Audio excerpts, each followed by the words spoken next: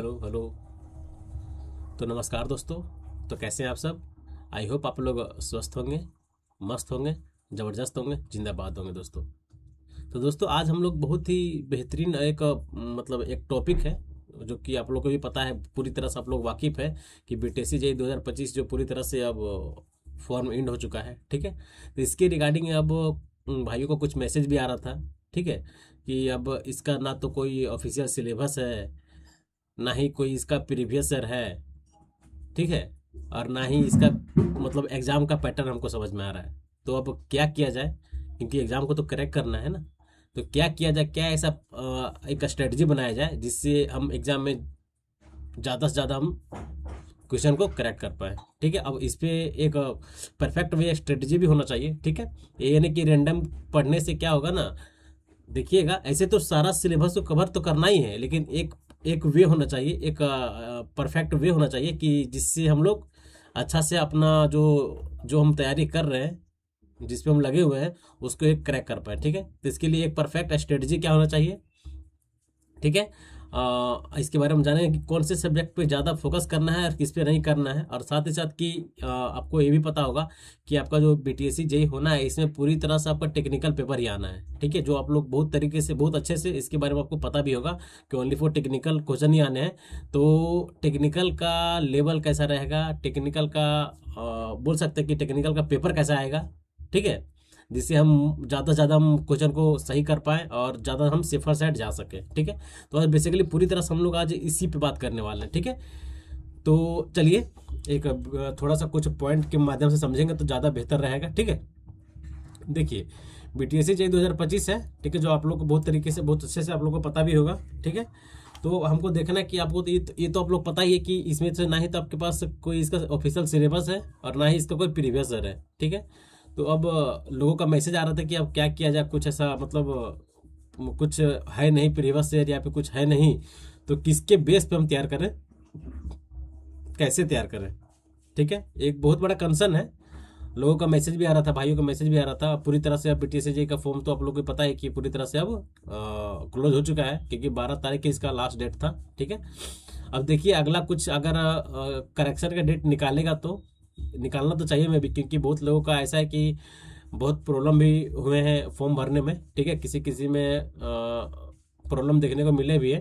ठीक है, तो देखिए मे भी कि आ सकता है करेक्शन का डेट। ठीक है, बेसिकली तो आज का वीडियो हम लोग का इस पे है कि अब बीटीएससी जेईई को हम लोग को कैसे क्रैक करना है, एक परफेक्ट स्ट्रेटजी क्या होना चाहिए। ठीक है, हम लोग आज इसी पे बात करेंगे। तो देखिए आपको पता होगा कि ना ही इसके पास कुछ सिलेबस है, ना ही इसका कोई प्रीवियस है, तो हम लोग अब क्या कर रहे हैं क्या नहीं कर रहे हैं। तो देखिए आपको ध्यान देना पड़ेगा।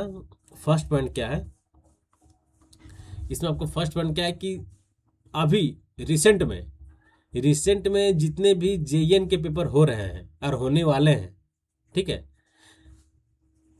ताकि देखिए हमको कितना देखना है, हमको 75% आपका रिटर्न बेस्ड, 75% आपका किसका वेटेज है, रिटर्न का है, और 25 है किसका, आपका एक्सपीरियंस वाले कैंडिडेट का है। ठीक है, तो हमको जो मेजर फोकस देना है इस पे करना है कि 75% जो 75 मार्क्स जो हो रहा है, इसमें हम ज़्यादा से ज़्यादा हम कितना करेक्ट कर सकते हैं। ठीक है, क्योंकि हम लोग को तो इस पे ध्यान देना है ना। ये जो आपका है 25%, ये उसके लिए है जिसके पास एक्सपीरियंस है, उसको भी बेनिफिट होगा, ना कि फ्रेशर वाले बच्चों में, फ्रेशर वाले भाइयों को।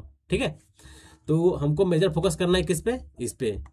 ठीक है, तो अब देखिए आपको मेन ध्यान क्या देना पड़ेगा। अभी रिसेंट में आपका किसका किसका पेपर हुआ है, स्टैंडर्ड पेपर। ठीक है, स्टैंडर्ड मान सकते हैं किसको, स्टैंडर्ड रिसेंट एग्जाम,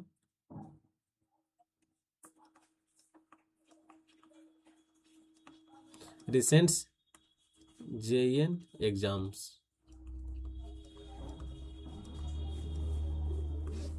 अभी फिलहाल में किसका किसका जेईएन का पेपर हुआ है, तो आप बोल सकते हैं फर्स्ट में कि आपका अगर फर्स्ट सबसे मतलब एक स्टैंडर्ड में लें तो सबसे पहले हम लोग किसको देंगे, एसएससी को देंगे, क्योंकि अभी फिलहाल में ये पेपर कंप्लीट मतलब प्री कंप्लीट हो चुका, मेंस का बारी है। ठीक है, एसएससी ले सकते हैं।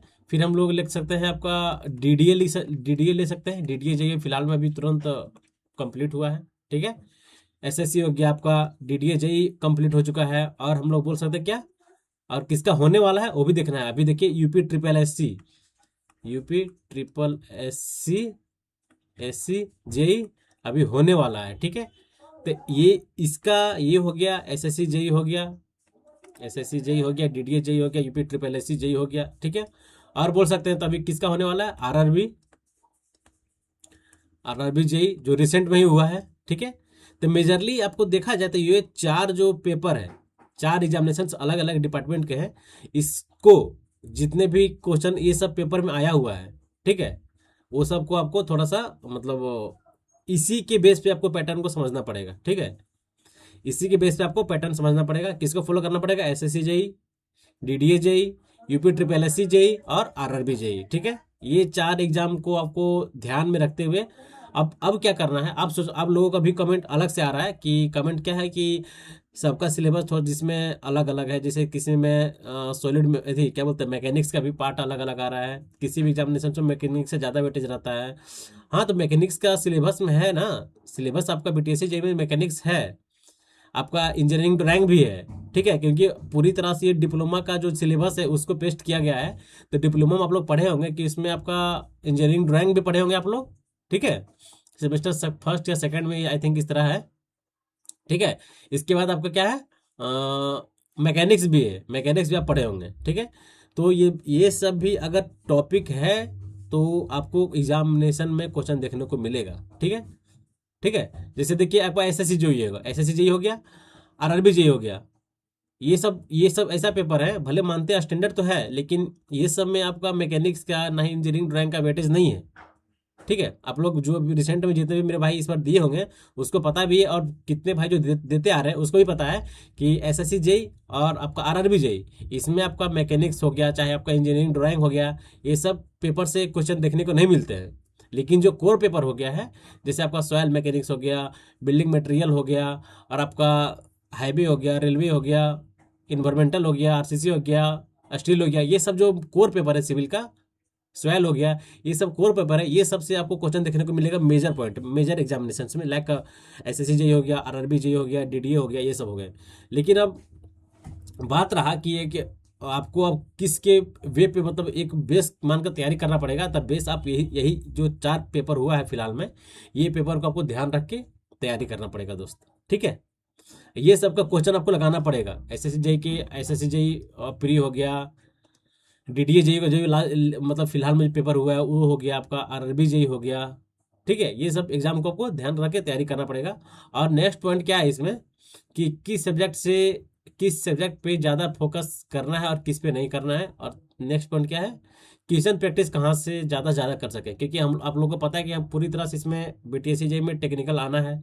तो आपके लिए इसी चैनल पे स्टडी विद सिविल एमसीक्यू के चैनल पे पर डे करीब अच्छे क्वेश्चन कराए जा रहे हैं, मोस्ट एक्सपेक्टेड जो कि डिफरेंट एग्जामिनेशंस में आए हुए हैं।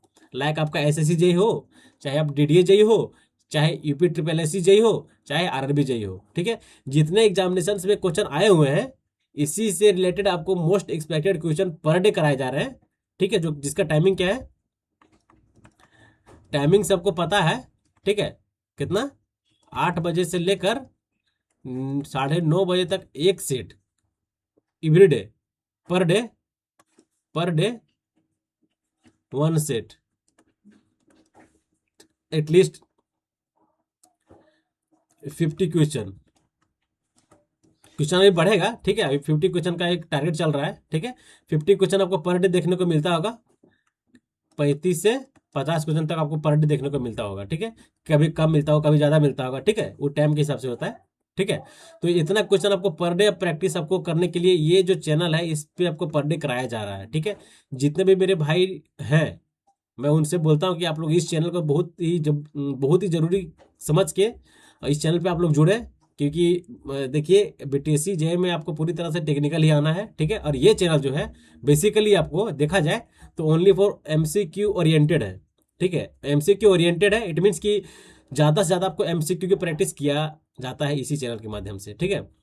अगर बहुत सारे भाइयों का रिस्पॉन्स भी आ रहा है, भाई बहुत लोग देखे भी हैं, ठीक है, बहुत लोग प्रैक्टिस भी कर रहे हैं और मेरे साथ कंटिन्यू भी है। बस मैं यही बोलना चाह रहा हूँ कि आप लोग आए और कंटिन्यू करें, ठीक है, कंटिन्यू करें। क्योंकि अभी ज़्यादा सेट नहीं हुआ है, अभी 20 21 आज कल के डेट में 21 सेट कंप्लीट हो चुका है। आज आज का जो डेट है, आज आपका आज 22वां डे रहेगा, ठीक है। तो टिल दी एग्जाम तक आपको कंटिन्यू, जैसे एग्जाम नज़दीक आएगा तब क्वेश्चन का लेवल बढ़ेगा। और क्या, और आपका जो क्वेश्चन का जो, जैसे अभी 50 क्वेश्चन आ रहा है, तो उस टाइम क्या होगा, आपको करीब और ज़्यादा क्वेश्चन देखने को मिलेगा, ठीक है। 75 क्वेश्चन हो गया, 70 क्वेश्चन हो गया एक सेट में, ठीक है। तो इस टाइप से क्या होगा कि आपके पास बहुत नंबर ऑफ क्वेश्चन हो जाएंगे, डिफरेंट डिफरेंट एग्जामिनेशन में आए हुए क्वेश्चन आपके पास कलेक्ट हो जाएंगे। और पीडीएफ भी आपको प्रोवाइड किया जा रहा है, ऐसा नहीं है। लोगों का कंसर्न था पीडीएफ का, तो मैं पीडीएफ जो कि कुछ प्रॉब्लम था, जो कि प्रॉब्लम सोल्व हो चुका है। आप लोग सर्च करें जाके, क्या टेलीग्राम में जाके सर्च करें, क्या क्या सर्च करना है, सर्च करना है सिविल ऑल,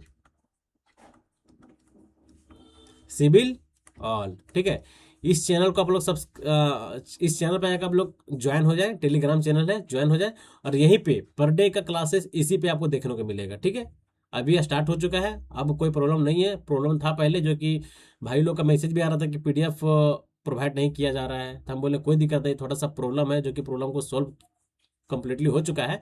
अब आपको क्लास के 5 या 10 मिनट के बाद तुरंत आपको पीडीएफ मिल जाएगी, जो कि जैसे कि डे नंबर 21 में आप लोग देखे होंगे कि जैसे ही क्लास कंप्लीट हुआ उसके 10 या 20 मिनट के बाद, मतलब तुरंत आपको जितना जल्दी हो सके आपको मैं प्रोवाइड करने का कोशिश करता हूँ, ठीक है।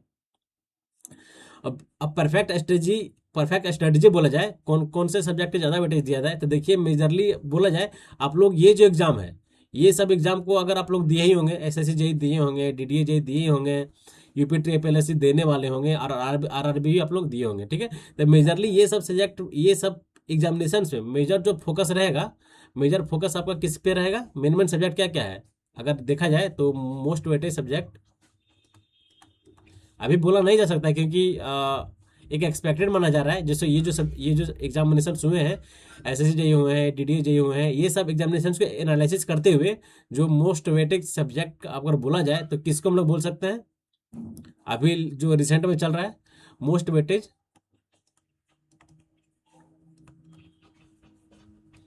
सब्जेक्ट, ठीक है। क्या हो सकता है, कौन कौन सब्जेक्ट हो सकता है भाई। तो पहला हम लोग एक मान सकते हैं कि फर्स्ट मेरा जो हो सकता है, क्या हो सकता है, बिल्डिंग मटेरियल, क्योंकि ये सब्जेक्ट तो ऐसा है कि एग्जाम कोई भी रहे इसका दबदबा रहता ही है। Building material and components construction,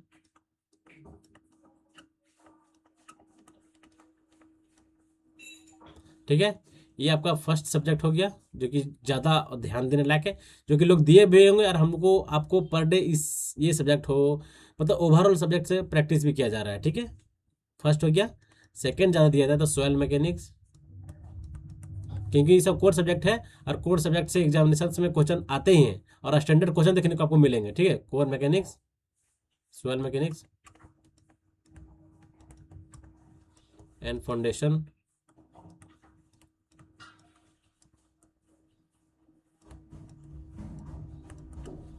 ठीक है। थर्ड जो बोला जाए, थर्ड आपका हो गया क्या, सॉइल मैकेनिक्स हो गया, फाउंडेशन हो गया, उसके बाद आरसीसी, आरसीसी के साथ आप लोग कंक्रीट वाला पार्ट भी देख सकते हैं, कंक्रीट टेक्नोलॉजी, ठीक है। ये आपका मेजर मेजर वाले पार्ट है, उसको मैं बता रहा हूँ। ऐसा नहीं कि जो जिसमें नहीं पूछा जा रहा उन्हें पढ़ना है, वो भी पढ़ना है, ठीक है, वो भी पढ़ना है। और साथ ही क्वेश्चन को, जैसे आपका हो गया स्ट्रक्चर हो गया, स्ट्रक्चर नहीं पढ़िएगा, 2 या 3 क्वेश्चन आपको देखने को मिल जाएगा एग्जाम में, ठीक है। क्योंकि लोग स्ट्रक्चर का उतना वेटेज नहीं देते हैं, और बाई चांस एग्जाम में स्ट्रक्चर से क्वेश्चन पूछा जा रहा है तो क्या कीजिएगा, पढ़ना तो पड़ेगा साराना, लेकिन ज़्यादा फोकस किया जाए तो मेजरली ये 4 5 सब्जेक्ट है आपका। इन्वायरमेंटल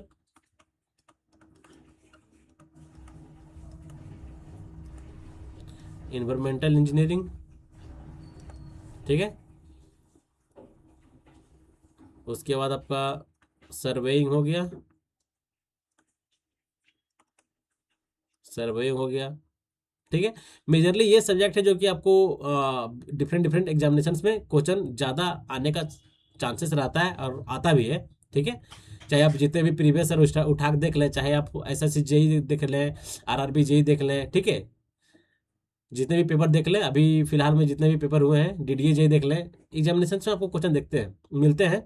और खास करके स्टेटमेंट वाले क्वेश्चन में देखना, आजकल क्या हो गया है, ट्रेंड थोड़ा चेंज हो गया है, स्टेटमेंट वाले क्वेश्चन का थोड़ा वेटेज बढ़ गया है, ठीक है। तो अभी भी जितना भी इस चैनल पे कराया जा रहा है डीडीए जेई से रिलेटेड, सॉरी बीटीएससी जेई से रिलेटेड, उसमें देखा जाए तो क्वेश्चन का लेवल बहुत ही बेहतरीन रखा जा रहा है कि मोस्ट एक्सपेक्टेड क्वेश्चन कि आपको एग्जाम में वैसा क्वेश्चन देखने को मिले, ठीक है। एकदम सिलेक्टेड क्वेश्चन है, क्वालिटी पे काम हो जा रहा है, किया जा रहा है, ना कि क्वांटिटी पे, ठीक है। अगर आप मान के चले कि 35 ही क्वेश्चन करा रहे हैं, ठीक है, 35 से 40 क्वेश्चन कराए जा रहे हैं, तो चला 40 क्वेश्चन में आपको एक्सप्लेनेशन इतना बेहतरीन दिया जा रहा है कि चारों ऑप्शन का आपको बाय बाय फॉरगेट किया जा रहा है, ठीक है। और उसके साथ जो टेबल आपके पास, जो टेबल होना चाहिए आपको टेबल भी प्रोवाइड किया जा रहा है, ठीक है, ताकि एक क्वेश्चन के साथ साथ आपके पास जितने भी उससे बनने वाले क्वेश्चन है, सारे क्वेश्चन आपके माइंड में हो, सारे पॉइंट आपके माइंड में हो, ताकि एग्जामिनेशन में अगर वो क्वेश्चन ना आके उसका डिस्क्रिप्शन से क्वेश्चन पूछ दिया तो आपको भी सॉल्व करने में प्रॉब्लम नहीं होना चाहिए, ठीक है। इस टाइप से बीटीएससी जेई के जो भी क्लासेस है डिजाइन किए गए, जो कि बहुत ही बेहतरीन और एक अच्छे तरीके से क्वेश्चन को एनालिसिस किया जा रहा है, क्वेश्चन को बताया जा रहा है विद कंसेप्ट, ठीक है, जो कि आप लोगों को पता भी है, मेरे भाई लोग बहुत सारे कर भी रहे। और मैं थोड़ा सा ये बोलना चाह रहा हूँ कि थोड़ा सा वीडियो को आप लोग शेयर करें अपने फ्रेंड सर्कल के ग्रुप में, ताकि उनके पास ये वीडियो पहुँचे, ठीक है, ताकि वो भी ज़्यादा ज़्यादा वीडियो को देखें और अपने आप को एक मतलब जहाँ पे हैं उससे थोड़ा सा एक अलग लेवल महसूस करें, ठीक है। आप लोग देख ही रहेंगे, ठीक है। तो बेसिकली यही था कंसर्न, ठीक है। इसके बाद फिर नेक्स्ट वीडियो हम लोग कुछ और जिसपे रहेगा, आप पे बहुत ही जल्दी आपको ऐसे बीटीएससी जेई से ही रिलेटेड आपको वीडियो देखने को मिलेगा, ठीक है, जो कि अभी उस पर काम चल रहा है, ठीक है। उसके बाद फिर हम लोग एक नेक्स्ट वीडियो पे बात करेंगे। फिलहाल अभी जितने भी क्लासेस हुए हैं आप लोग से मैं बोल रहा हूँ कि सारा क्लास आप लोग कंटिन्यू रखें, और साथ ही साथ आपका एसएससी जेई मेंस का भी क्लासेस चल रहा है इस पर, ठीक है, जो कि अभी तक पार्ट 4 या 5 आई थिंक अपलोड हो चुका है। नेक्स्ट पार्ट आपको कल देखने को मिल जाएगा, ठीक है। तो मिलते हैं हम लोग नेक्स्ट वीडियो में। जय हिंद, जय भारत, नमस्कार और थैंक यू।